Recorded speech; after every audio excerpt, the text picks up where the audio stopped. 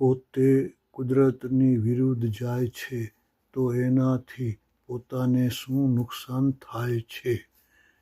પોતે પોતાની અણસમજણથી કે સમ્યક સમજણથી જેવા અવળા કે સવળા કર્મરૂપી બીજ રોપ્યા હોય છે, એના પ્રાપ્ત થતા ફળ પોતાને હમણાં વર્તમાનમાં કુદરતને આધીન રહીને ભોગવવા જ પડે છે. એટલે કે કર્મરૂપી બીજ પોતે રોપે છે અને એના પ્રાપ્ત થતા ફળ પોતાને કુદરત ભોગવવા માટે આપે છે.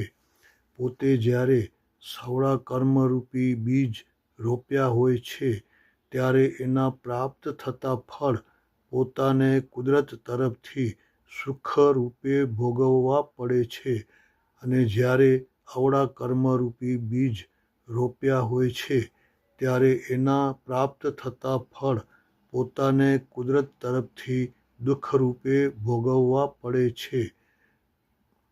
પણ પોતે જ્યારે સુખરૂપી ફળ ભોગવે છે ત્યારે રાજી રાજી થઈને અત્યંત રાગ કરે છે, અને જ્યારે દુઃખરૂપી ફળ ભોગવે છે ત્યારે નારાજ થઈને અત્યંત દ્વેષ કરે છે. એનાથી પાછા નવા ચીકણા કર્મરૂપી બીજ રોપાય છે અને એના પ્રાપ્ત થતા ફળ ભોગવવા પડે છે.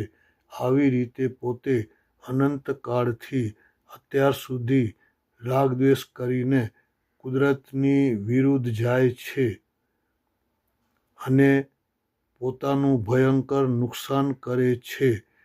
તેથી સંસારથી મુક્ત થઈ શકતો નથી અને પોતાનો અમૂલ્ય મનુષ્ય જન્મ વ્યર્થ વેડફી નાખે છે.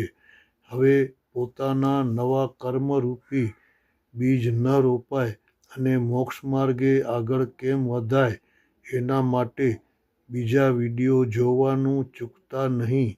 વિડીયો ગમ્યો હોય તો શેર કરજો, લાઈક કરજો અને સબસ્ક્રાઈબ કરજો જ.